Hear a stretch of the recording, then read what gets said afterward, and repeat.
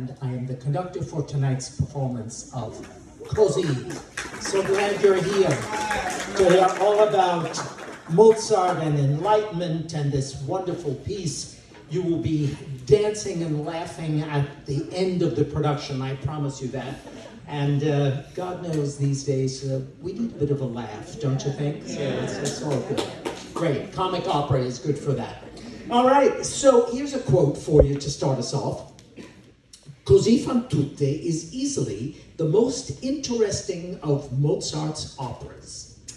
Few had ever heard of it, and fewer still seemed acquainted with the music, although it is equal in beauty to anything the composer ever wrote.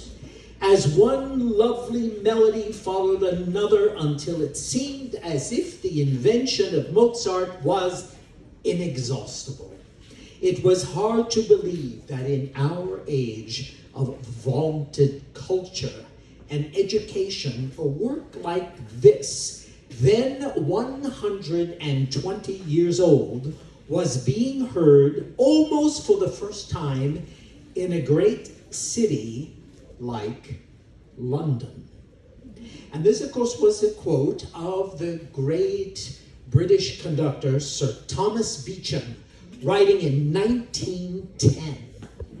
So back then, Così was not often performed. This is a piece that a lot of people didn't know.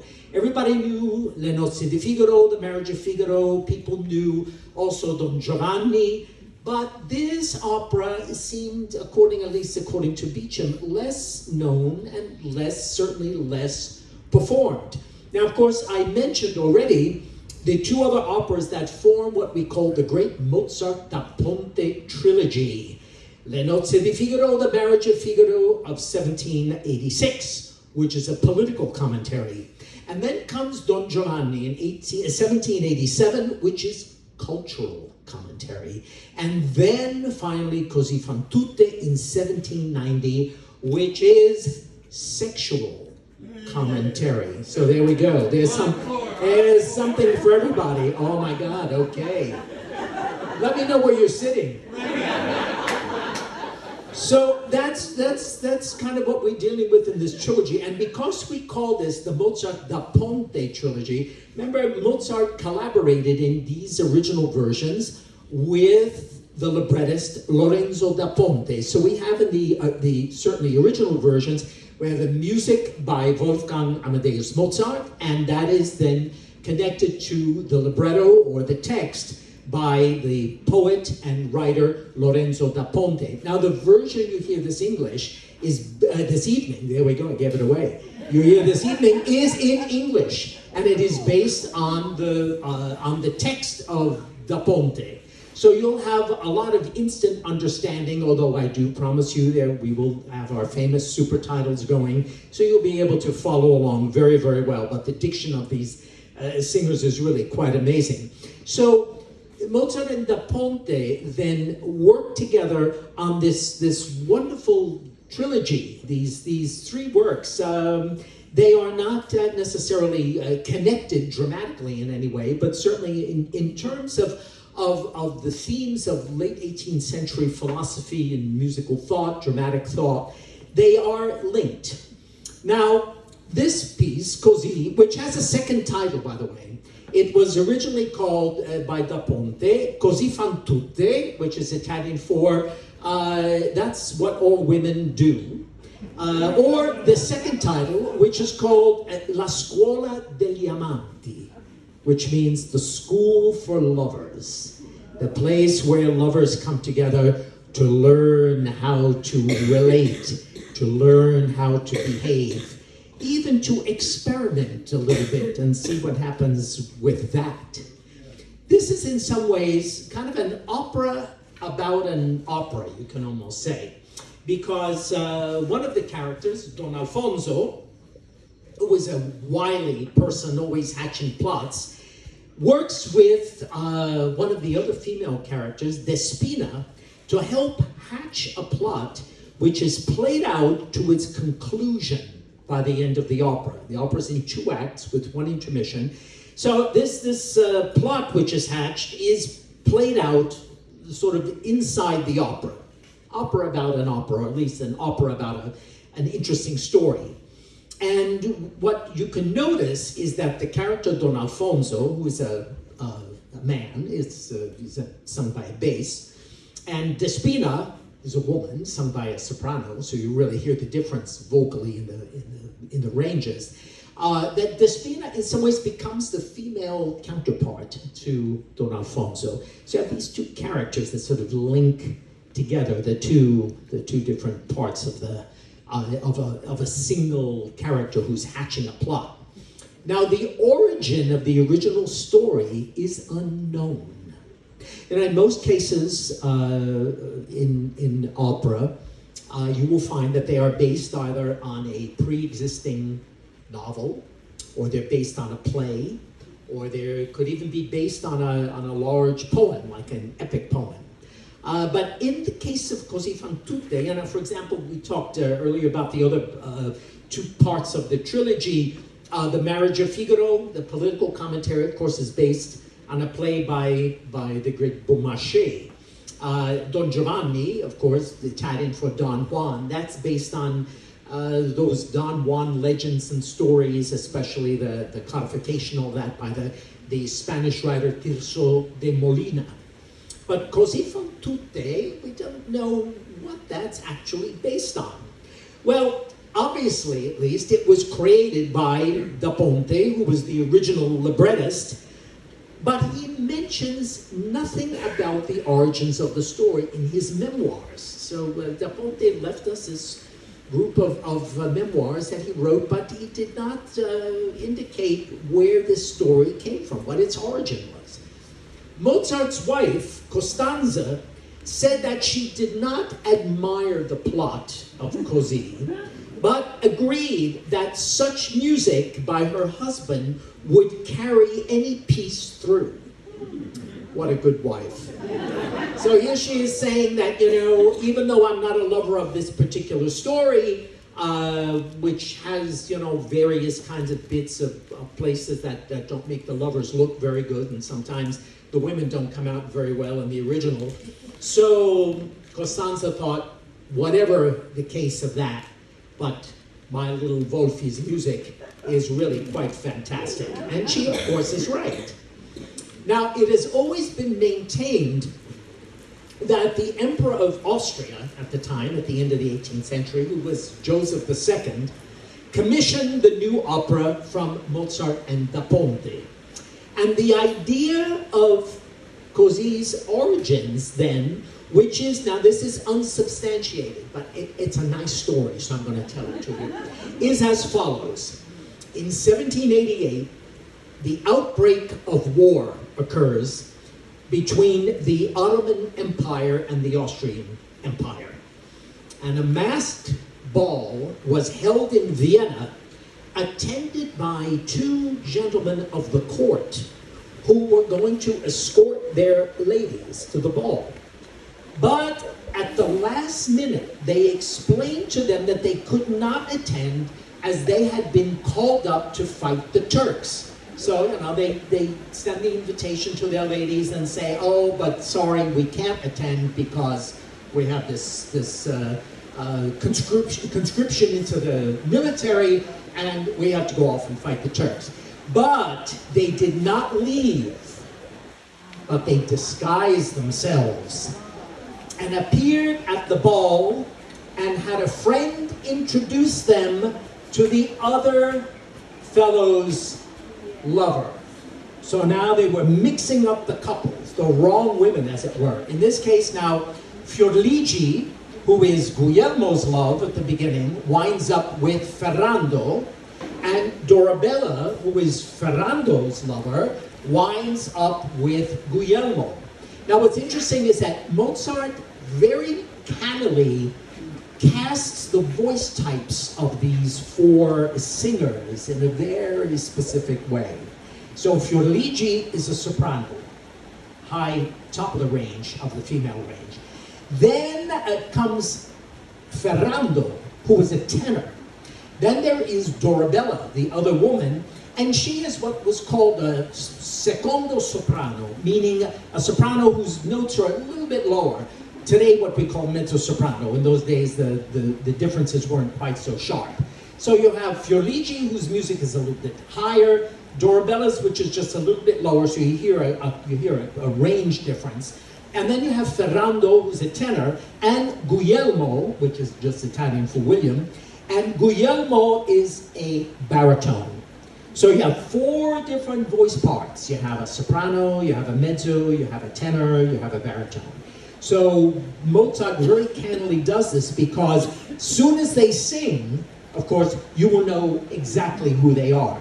In fact, when the 2 fellows are in disguise, of course, they don't disguise their voices. So even though they look different, but the voices, you'll very easily know who is who. So apparently, this is a story, so-called true story about these 2 guys that switched lovers at this masked ball. And the emperor, Joseph II, returned from the Ottoman Wars in the fall of 1789, and he remembered the incident. And this also reinforced his own cynical views towards women in general, a view that was also shared by the original librettist Lorenzo da Ponte. So there was this cynical view toward women, and it seems that Joseph II somehow got this story to Da Ponte, and this became the basis for the opera, so legend tells us. But we have no hard evidence to support the story. But nonetheless, it could have happened. Da Ponte, as we have said, was highly cynical, and he always referred to the opera not as Così fan tutte, but as La Scuola degli Amanti. He always referred to the opera as the school for lovers. So interesting there, because he makes it clear that the lovers involve the 2 men and the 2 women. And so therefore, it's important, I think, that he's saying this is where the 4 lovers are schooled, where they are allowed to experiment, but where they make mistakes, and let's see what happens if they learn, like one is supposed to do in school, if they learn their lessons. Mozart, however, was not such a cynic, and he stresses the themes of love and forgiveness throughout in the music. His music always has this feeling of all will be well at the end. All is right in the world. All will be well, and all manner of things will be well. So Mozart always makes you feel positive at the end of his comic operas. He makes you feel like all is going to be worked out in the end, no matter how difficult or how much intrigue and knotted and people changing disguises and dressing in different ways. That's all part of the charm, by the way, of Italian comic opera of the 18th century. The more confused the audience is, the more the Italians would like it. So this opera then had its world premiere in 1790, right near the end of Mozart's life. And of course, in those days, really from mid-century and even stretching back a little bit, we have the initiation of this great phrase, which I bet you've all heard. Cogito ergo sum. Latin for I think, therefore I am. That was a revolutionary thought by the philosopher and thinker René Descartes. And these are the words that we can say launched the Enlightenment. This is when philosophers began to say, you know what? The human being is capable of thought, and the human being is capable of making a good life if he or she wants to do that. There was a lot of faith now in the human, rather than having to have a philosophy or a religion or a set of dogmas or a set of principles imposed upon one either by the monarchy, by politicians, or the church or other religious thought. The idea was all of this is built into the created DNA of the human being, and therefore the human being is capable of making the right choice, of doing the right thing. I said it's capable, does not always do it, but the capability they believed was there. This was the period of freedom and the expression of human individuality. This was a great, great time in the history of the world. And of course, Coetzee gives us this sense also of freedom to experiment, freedom to be who you really are. Now, the 18th century then represents the era of the progression of the age of revolution. Here we are, just celebrating the 250th anniversary of the signing of the Declaration of Independence, 1776, the American Revolution, the age of revolution of the 18th century. And not only that revolution, but the scientific revolution. Ideas that began to take form in the 16th century even. Scientific principles of Isaac Newton in physics, then Galileo and Copernicus in astronomy. Those were revolutionary ideas. I mean, Galileo, the Roman Church, I think they just forgave him like 10 years ago for saying that the earth revolved around the sun. It took them like 350 or 400 years, okay, to finally say, you know, this guy Galileo was really right. It's a long time coming, but it came. The Industrial Revolution. This was the time of the invention of the steam engine, which of course provided the ability for train travel over long distances. This was changing now the mobility of societies to be able to get from one place to another, from one part of a continent to another. An amazing change. Even things like textile weaving machines, the cotton gin, and the automatic weaving looms. Because now, all of a sudden, you know, these materials could be produced, mass-produced, and they could be rather cheaply produced. So everything that had to be done by hand now could be done by machine. Political revolution, because we mentioned the American Revolution of 1776, a rejection of monarchy, not only here in America, but also in Europe, with the French Revolution that followed just, 12, 13 years after in 1789. A belief in the ability of the people to govern themselves. And hopefully, as Benjamin Franklin said, it's a republic if you can keep it. Now, individual freedoms were also held up during this period. The idea of the separation of church and state, this is a brand new kind of idea that was happening in the 18th century. The idea of a constitutional government, which of course is what we have. The rights of the individual to think freely without the constraints or the dicta of the church or any kind of religion.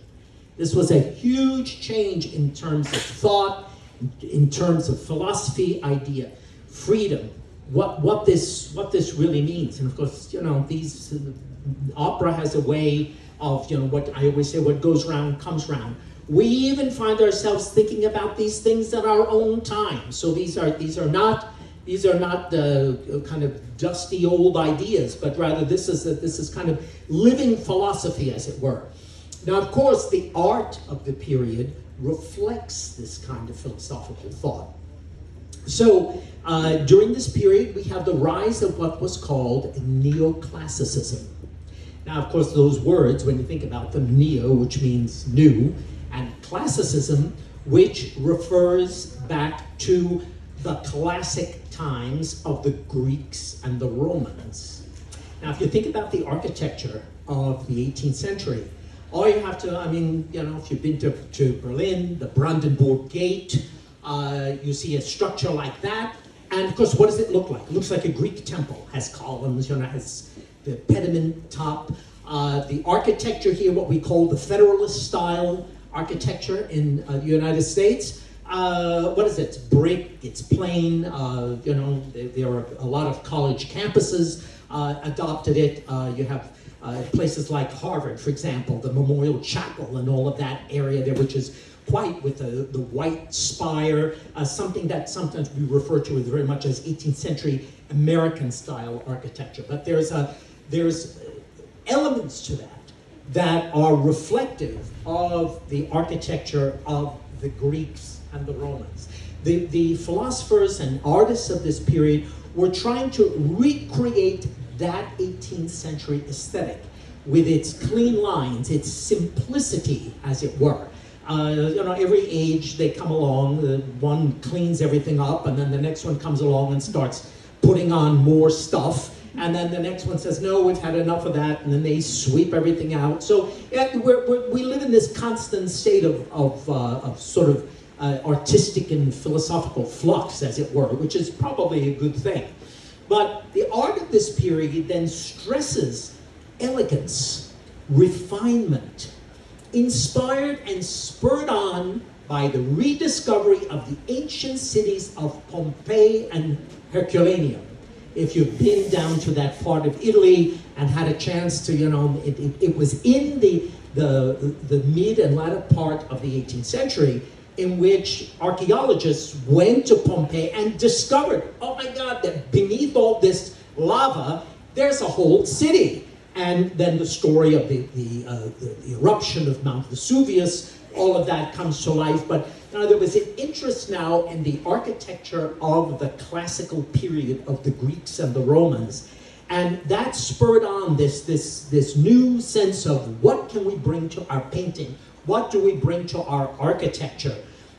In painting, for example, the subjects for paintings now stress very often subjects from classical antiquity, not just historical figures, but also the mythological figures, the gods, the goddesses, and those very pertinent myths of that period.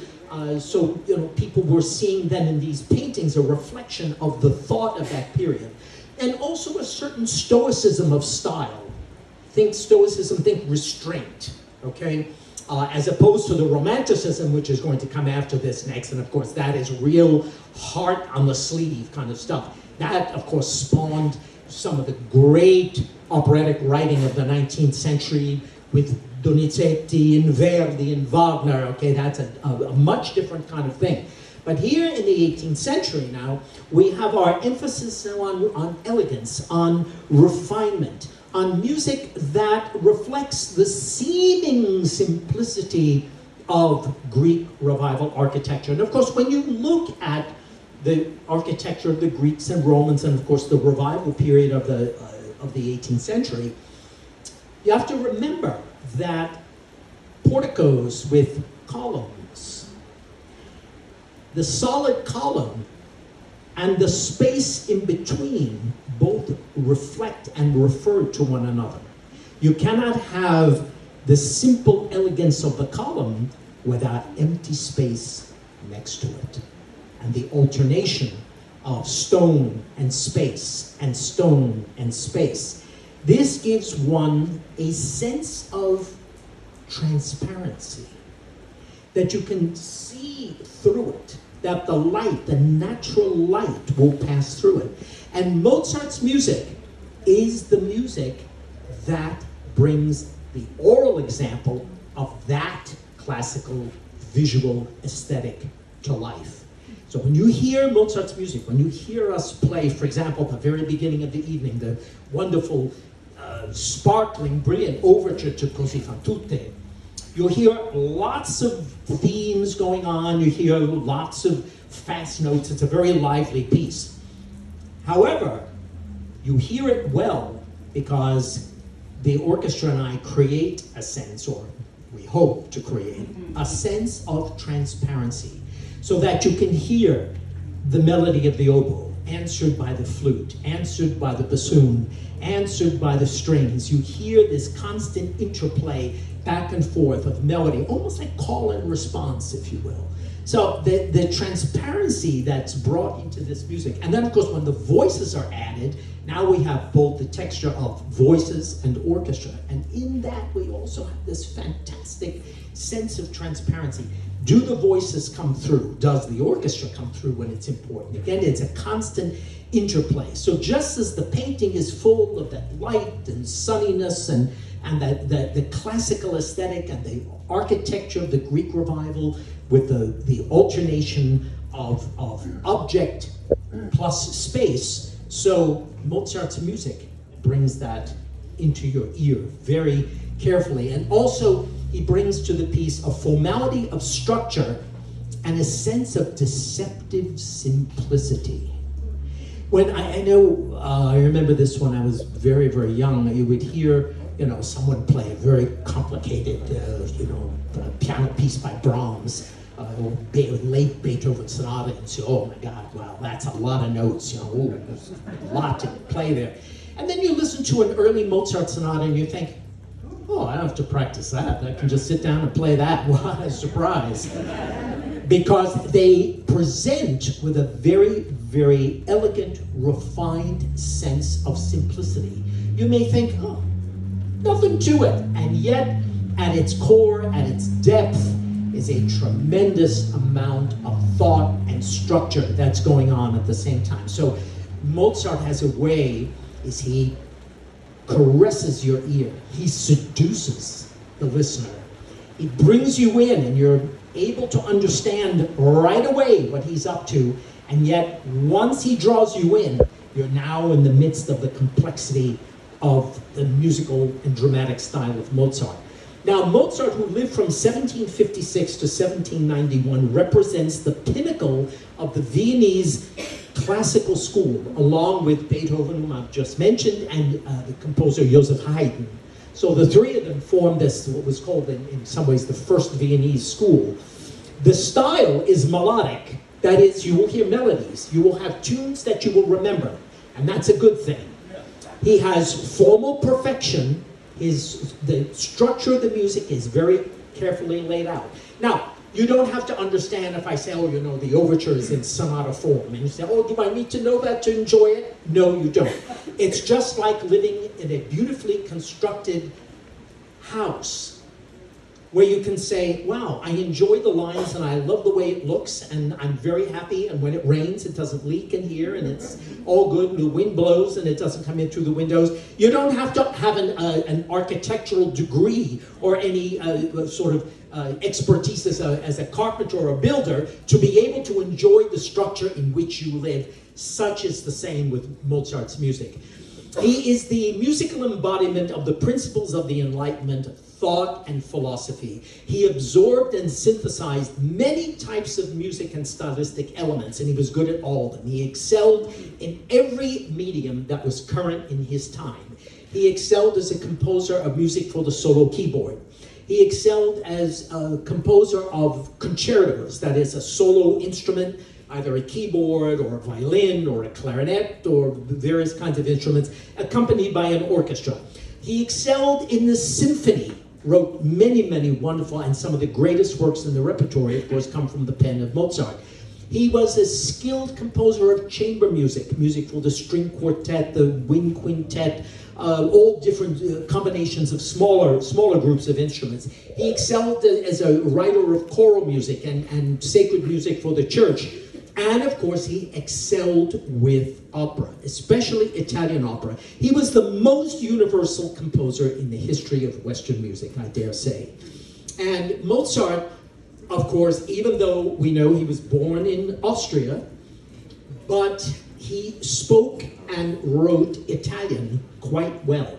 That's why when you attend performances of the Italian operas, like his original libretto for Così, or Don Giovanni, or Marriage of Figaro, or Idomeneo, or any of the other many works that he composed in the Italian style, he was an expert with connecting the language with the music. Now, Mozart and his sister, Maria Anna, who was called by the Austrian nickname Nannerl, they were the youngest of 7 children, and they were the only survivors of the 7. He exhibited great musical gifts at a very early age. His earliest composition, in fact, dates from 1761. If you remember, I said he was born in 1756. That means his first composition dates from 5. And was notated by his sister in a little notebook that she kept of her brother's little first tries at composition. I have heard the piece, little piece for piano, very short, about 16 bars. It's really charming and quite sophisticated from the pen of a 5-year-old, I can tell you that. Now, they had a father who was a musician, a violinist, quite talented, who exploited his 2 children. He took them all over Europe. He knew that the crown heads of Europe would love these 2 highly talented musical children, especially little Wolfgang, the monarchs of the court, had court clothes made for him, little velvet jackets and lacy shirts, and his sister would be brought in to play, to improvise, and of course, as Leopold knew, they would then be presented with wonderful little gifts, expensive jewelry, lots of medallions and this kind of thing. So for him, it was definitely exploitation. He took the children to Paris, he took them to London, he took them to Italy, and intended that they played before George III, they played before Louis XV. I mean, there was no lack of fame for these children. And Mozart composed his first opera in 1767 as a teenager, he was 12. It was called La Finta Semplice, an opera buffa, a comic opera, requiring mastery of the Italian language already at that age.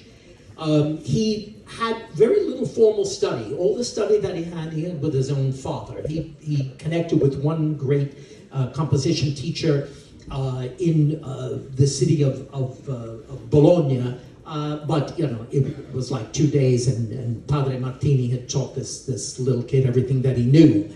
But nonetheless, he was a fantastic talent at a very young age, and who knows where this comes along. But he had this command of the language. He had this command also of German as a native. Also knew some French, which were the languages, of course, familiar in the Austrian Empire of the time. And he proved then to be a strong influence, it turns out, on the Italian bel canto, Rossini and Bellini and Donizetti, which followed after that. So he wasn't just an isolated case, even though he lived just 35 brief years. But what's interesting is that among his pupils and those who were influenced by him was another Bavarian, Johannes Simon Mayr. And Mayr wound up traveling south over the Alps to the northern Italian city of Bergamo and became the teacher of Gaetano Donizetti, the composer of The Elixir of Love and Lucia di Lammermoor and Maria Stuarda, number of Don Pasquale, number of very, very well-known operas, thereby bringing the traditions of Mozart and his composition into northern Italy. So Mozart, even though he didn't live long enough, but his legacy certainly went on. He truly proved to be, I think, a very, very strong influence in that period. So Mozart then becomes an important link. He becomes an important link of not only what came before him, but what came after. The music will transform you. The music is of such brilliance, such lightness, such elegance, such refinement. You will hear that come across in absolutely every note that he writes. And this will strike you in a way that at the end, when everyone is forgiven and happy, that's Mozart. That's Mozart. That's his take, using music of lightness and refinement and elegance and brilliance to say, yes, life can be complicated, but remember, we are people of the Enlightenment.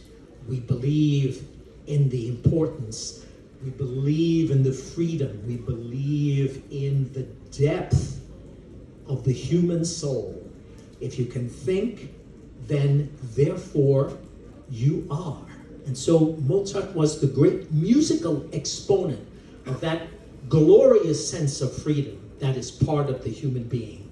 And what we have then before us tonight is the joining together of two kinds of genius. We have the genius of the Enlightenment that philosophy which inspires us day after day to strive and do better and make the world a better place. And then the genius of Wolfgang Amadeus Mozart and his music, which lifts us up and takes us into realms of happiness, positivity, and, dare I say it, hope even, that all will be well and all manner of things will be well. Be prepared to be transformed tonight. You will leave the theater in a few hours different people than you are. You will be transformed and changed. And I urge you, take that transformation for good and take it out into the world. Go out of here with a laugh and a smile. The world needs that more than ever. Thank you for listening.